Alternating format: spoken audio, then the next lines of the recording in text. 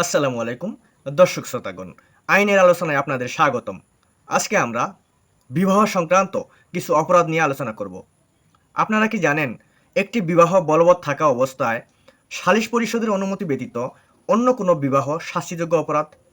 আপনারা কি জানেন, পূর্ববর্তী বিয়ের তথ্য গোপন করে পরবর্তী বিবাহ শাস্তিযোগ্য অপরাধ?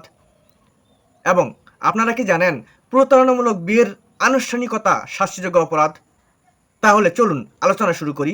শাস্তিযোগ্য অপরাধ এবং শাস্তি সম্পর্কে জেনে নেই। বিবাহ সংক্রান্ত কিছু অপরাধ এবং এর শাস্তি সম্পর্কে দণ্ডবিধি 1860-এ বলা হয়েছে। দণ্ডবিধির ধারা 494 অনুযায়ী স্বামী বা স্ত্রীর জীবদ্দশায় পুনরায় যদি বিবাহ করা হয় তাহলে তা শাস্তিযোগ্য অপরাধ হিসেবে গণ্য হবে। এখানে বলা হয়েছে যে যদি কেউ জীবিত স্বামী বা স্ত্রী থাকা অবস্থায় পুনরায় বিবাহ করে, এমন যে কোনো ক্ষেত্রে যেখানে উক্ত স্বামী বা স্ত্রী জীবদ্দশায় তার সংগঠিত হওয়ার কারণে বিবাহটি বাতিল বা অবৈধ হয়।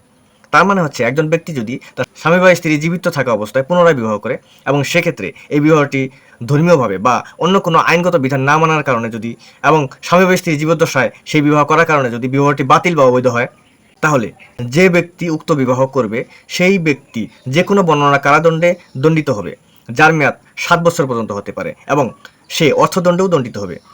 তবে এর কিছু ব্যতিক্রম রয়েছে, যেমন এই ধারার বিধানসমূহ এমন কোনো ব্যক্তির ক্ষেত্রে প্রযোজ্য হবে না যার উক্ত স্বামী বা স্ত্রীর সাথে পূর্বের বিয়েটি একটি উপযুক্ত এখতিয়ার সম্পন্ন আদালত কর্তৃক বাতিল ঘোষণা করা হয়েছে।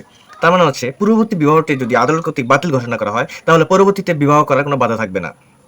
অথবা এমন যে কোনো ব্যক্তির ক্ষেত্রেও এটি প্রযোজ্য হবে না যে পূর্ববর্তী স্বামী বা স্ত্রীর জীবদ্দশায় পুনরায় বিবাহ বন্ধনে আবদ্ধ হয়, যদি উক্ত স্বামী বা স্ত্রী পরবর্তী বিয়ের সময়ে উক্ত ব্যক্তি থেকে টানা 7 বছর সময় ধরে অনুপস্থিত থাকে এবং উক্ত সময়ের মধ্যে সেই ব্যক্তি কর্তৃক তিনি জীবিত আছেন বলে শোনা না যায়। অর্থাৎ কোনো ব্যক্তি যদি 7 বছর পর্যন্ত নিখোঁজ থাকেন এবং তিনি জীবিত আছেন বলে জানা না যায়, তাহলে পরবর্তীতে উক্ত বিবাহ করা যাবে। তাহলে আমরা দেখতে পাচ্ছি, যদি স্বামী বা স্ত্রীর জীবদ্দশায় পরবর্তী বিবাহটি করা হয়, কিন্তু যে স্বামী বা স্ত্রী জীবদ্দশায় করা হয়েছে সেই স্বামী বা স্ত্রী 7 বছর পর্যন্ত নিখোঁজ থাকে বা তাকে পাওয়া না যায়, খোঁজখবর পাওয়া না যায়, এবং সে যে জীবিত আছে তা জানা না যায়, তাহলে পরবর্তী বিবাহ করা যাবে। তবে শর্ত থাকে যে পূর্ববর্তী বিয়েতে আবদ্ধ হওয়ার বিষয়টি পরবর্তীতে তার যার সাথে বিয়ে হবে তাকে জানাতে হবে, অবশ্যই তাকে অবহিত করতে হবে। দণ্ডবিধির 495 ধারায় বলা হয়েছে যে যার সাথে পরবর্তী বিয়ে করা হচ্ছে তার নিকট পূর্ববর্তী বিয়ের তথ্য গোপন রাখলে সেটা অপরাধ হিসেবে গণ্য হবে।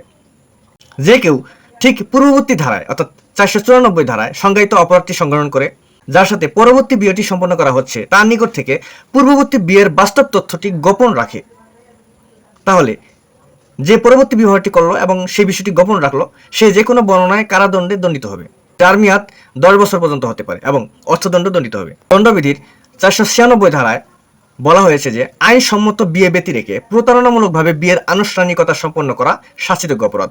যদি কেউ অসৎভাবে বা প্রতারণার উদ্দেশ্যে বিয়ের আনুষ্ঠানিকতা বা রীতিনীতি সম্পন্ন করে, এই কথা জেনে বা বিশ্বাস করে যে এর দ্বারা সে আইনসম্মতভাবে বিবাহিত হচ্ছে না বা বিবাহ করতেছে না, তাহলে সেই প্রতারণা পোষণকারী বা অসৎভাবে বিবাহকারী ব্যক্তি যে কোনো বর্ণনা কারাদণ্ডে দণ্ডিত হবে, যার মেয়াদ 7 বছর পর্যন্ত হতে পারে, এবং সে অর্থদণ্ডেও দণ্ডিত হবে।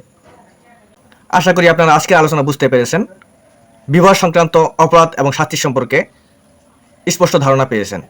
আগামী ভিডিওতে আরও গুরুত্বপূর্ণ বিষয় নিয়ে আমরা আলোচনা করব। আজকে এ পর্যন্তই। আল্লাহ হাফিজ।